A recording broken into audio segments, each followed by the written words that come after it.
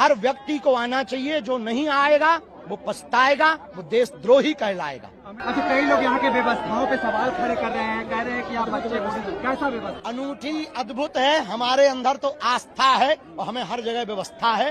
और भारत के जितने लोग आ रहे हैं जिनके अंदर विरोध का कीड़ा नहीं है, उन्हें व्यवस्था और आस्था नजर आ रही, पर जिनके अंदर आस्था नहीं है उन्हें अव्यवस्था नहीं। हम यहाँ व्यवस्था लेने थोड़ी आए हैं, हम यहाँ तो सनातन का परचम लहराने और अपनी गंगा मैया में डुबकी लगाने आए।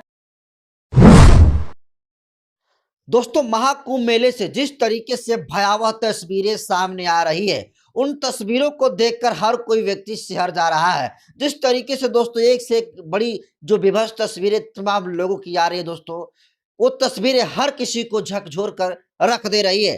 दोस्तों, आपको पता होगा कि किस तरीके से बीती रात को एकाएक महाकुंभ में भगदड़ मचती है और उस भगदड़ में दोस्तों अब तक मिली मीडिया रिपोर्ट के मुताबिक 50 लोग से भी अधिक लोग अपनी जान को गंवा चुके हैं और सैकड़ों नहीं बल्कि हजारों की संख्या ऐसे लोगों की है जो अभी हॉस्पिटल में भर्ती हैं और बहुत सारे लोगों को दोस्तों हॉस्पिटल में जगह भी नहीं मिल रहा है। और ये दोस्तों पूरा का पूरा हादसा इसलिए हुआ क्योंकि जो उत्तर प्रदेश की सरकार है, जो योगी सरकार है, वो आम जनता के लिए दोस्तों कोई व्यवस्था नहीं किया था। जो वीआईपी पर्सन थे, जो वीआईपी नेता थे, जो वीआईपी साधु संत थे, उनके लिए तमाम तरीके से वीआईपी व्यवस्थाएं की गई थी। और चाहे पुलिस प्रशासन हो या चाहे बड़े बड़े जो मैनेजमेंटिंग टीम है, वो तमाम नेताओं के वीवीआई व्यवस्था पर ध्यान रख रही थी और आम जनता के लिए दोस्तों सिर्फ और सिर्फ आम रास्ता और एक मार्ग ही छोड़ा गया था, जिसके वजह से एक मार्ग में अधिक लोग आ गए और जिसकी वजह से पूरी की पूरी भीड़ अनियंत्रित हो गई और एकाएक भगदड़ मचता है। और उस भगदड़ में कोई अपने बहन से बिछड़ जाता है, तो कोई जो है अपने पति को छोड़ देता है, तो कोई जो है अपने दादा को छोड़ देता है और कोई दोस्तों पति अपने बेटों को छोड़कर अपने पति को छोड़कर दोस्तों इस दुनिया से अलविदा कह के चली जाती है। और ये दोस्तों पूरी की पूरी ये जो भगदड़ हुई और भगदड़ में जितने लोग की जान गई है, ये ऐसा इसलिए हुआ क्योंकि महाकुंभ मेले में मैनेजमेंटिंग सही तरीके से नहीं हुआ था। जो तमाम सवाल करने का काम देश के तमाम बहुजन बड़े बड़े लीडर कर रहे थे, उनके ऊपर सरकार ने ध्यान नहीं दिया और उनके बयान को राजनीतिक तौर पर दोस्तों लिया और उसको जमीन पर लागू ना करके उन्हें दोस्तों तरह तरह के नेगेटिव बयान में फंसाकर दोस्तों उलझा दिया गया। लेकिन आज देखिए, आज बात देश के बहुजन समाज के बड़े नेताओं की बात अगर ये गवर्नमेंट मानी होती, चंद्रशेखर आजाद की बात अगर मानी होती, तो आज इस तरीके से दोस्तों भयानक तस्वीरें नहीं होती। क्योंकि चंद्रशेखर आजाद दोस्तों महाकुंभ मेले की शुरुआत से पहले ही कानून की व्यवस्था पर और वहां की जिस तरीके से मैनेजमेंटिंग टीम है उसको लेकर सवाल उठाते रहे।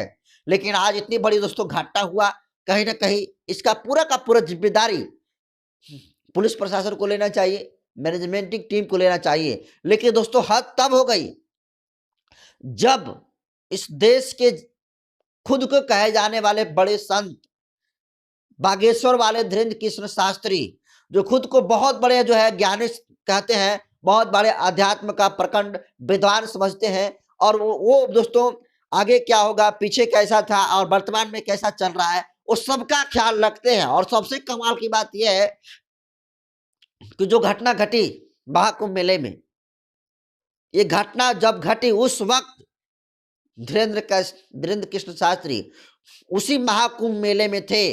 वही धीरेन्द्र कृष्ण शास्त्री जो भूत की बातें बताए थे, भविष्य की बातें बताए थे, वो धीरेन्द्र कृष्ण शास्त्री ये बता नहीं पाए कि महाकुंभ में भगदड़ मचने वाली है और 50 से अधिक लोगों की जान जाने वाली है। दोस्तों क्या इस बात को खबर जो धीरेन्द्र कृष्ण शास्त्री हैं उनको नहीं थी? क्योंकि वो तो बहुत बड़े ज्ञानी हैं, उनको भविष्य में क्या होने वाला है सबको जानकारी है। और जिस तरीके से वो बोलते हैं और जिस तरीके से दोस्तों वीडियो सामने आती है, उसे तो यही लगता है कि बहुत बड़े ज्ञानी हैं। लेकिन जरा सोचिए, जो लोग आस्था के नाम पर संगम में डुबकी लगाने के लिए जा रहे थे, खुद के पापों को मिटाने के लिए गए, खुद को चंगा होने के लिए गए, लेकिन वे लोग अपनी जान गंवा दिए। कई हजार परिवार ने अपने किसी सगी संबंधी को खो दिया और ऐसा इसलिए हुआ क्योंकि मैनेजमेंटिंग सही तरीके से नहीं हुआ। और ऐसा इसलिए भी हुआ क्योंकि धीरेन्द्र कृष्ण शास्त्री जो खुद को भविष्य की बात पहले जान लेते हैं, ऐसा वो दावा करते हैं, लेकिन अफसोस कि इस घटना में धीरेन्द्र कृष्ण शास्त्री भी ये नहीं बता पाए कि भगदड़ मचने वाली है और इसमें सैकड़ों लोगों की जान जाने वाली है। और दोस्तों हद तब हो गई जब धीरेन्द्र कृष्ण शास्त्री का इन दिनों लगातार वीडियो भी वायरल हो रहा है, जिस वीडियो में धीरेन्द्र कृष्ण शास्त्री ये कहते हुए नजर आ रहे हैं कि जो महाकुंभ में स्नान नहीं करेगा वो देशद्रोही है। जरा कल्पना करिए और दोस्तों सोचिए, धीरेन्द्र कृष्ण शास्त्री का ये बयान कितना संविधान विरोधी है, कितना ये जहरीला बयान जो है धीरेन्द्र कृष्ण शास्त्री ने देने का काम किया है। जरा सोचिए, किसी भी व्यक्ति के राष्ट्रभक्ति का अंदाजा आप उसके आस्था से नहीं लगा सकते हैं, धार्मिक अनुष्ठान से नहीं लगा सकते हैं, क्योंकि भारत में दोस्तों, भारत एक धर्मनिरपेक्ष राज्य है। इसमें सब लोगों की अपनी अलग अलग धर्मों में आस्था है। और ऐसे में ये कहना कि जो व्यक्ति महाकुंभ मेले में स्नान नहीं करेगा वो देशद्रोही होगा, ये कहीं ना कहीं दोस्तों पूरे देश में सांप्रदायिक दंगे को भड़काने वाला है। और जरा कल्पना करिए, क्योंकि जो भारत का संविधान धर्मनिरपेक्ष की बात करता है और किसी भी व्यक्ति के जो राष्ट्रभक्ति है वो लोकतांत्रिक मूल्यों पर आधारित होती है कि व्यक्ति राष्ट्र के लिए कितना समर्पित है, व्यक्ति कितनी समरसता है, व्यक्ति के अंदर कितनी नैतिकता है और संविधान के मूल्यों का कितने पालन करता है। ये चीज पर डिपेंड करता है कि व्यक्ति कितना राष्ट्रभक्ति है। लेकिन धीरेन्द्र कृष्ण शास्त्री के अनुसार जो भी व्यक्ति, चाहे हिंदू हो, मुस्लिम हो, सिख हो, ईसाई हो, अगर वो व्यक्ति भारत में रहता और भारत में रहकर वो कुंभ में स्नान करने के लिए नहीं गया तो समझिए कि वो देशद्रोही है।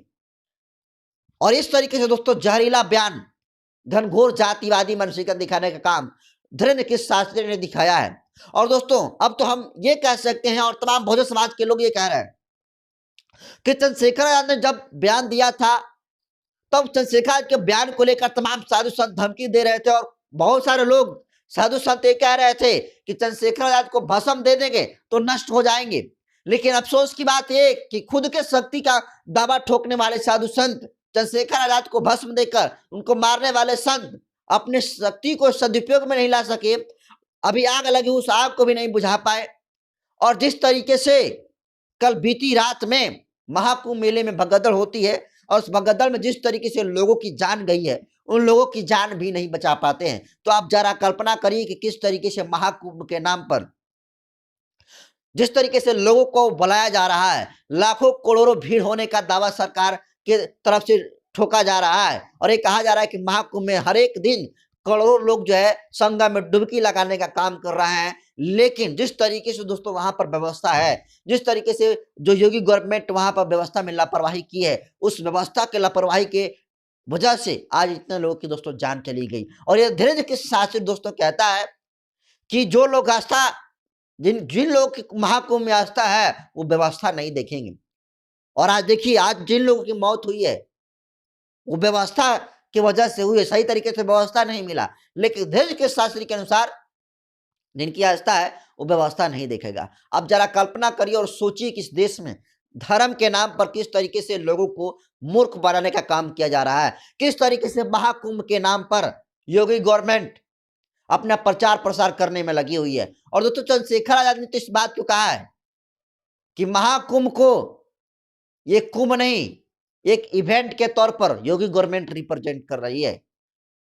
आज जो लोग मरे हैं दोस्तों उनके लिए पहले ऐसे शख्स चंद्रशेखर आजाद हैं जो पीड़ित परिवार को 1-1 करोड़ रुपया मुआवजा देने की बात योगी गवर्नमेंट से किए हैं।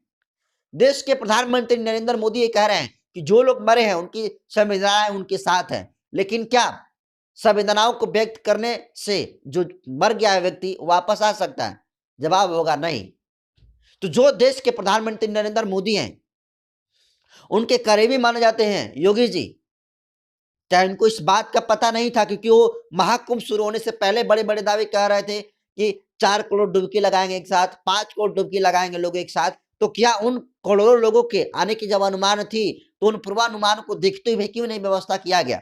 ये कहीं ना कहीं प्रशासन की लापरवाही सामने आई है। और जिस तरीके से दोस्तों धीरेन्द्र कृष्ण शास्त्री ने महाकुंभ मेले में जब ये घटना घटी उस वक्त थे और खुद को दैव शक्ति होने का दावा करते हैं, लेकिन अफसोस धीरेन्द्र कृष्ण शास्त्री का असली चेहरा दोस्तों सामने आया है।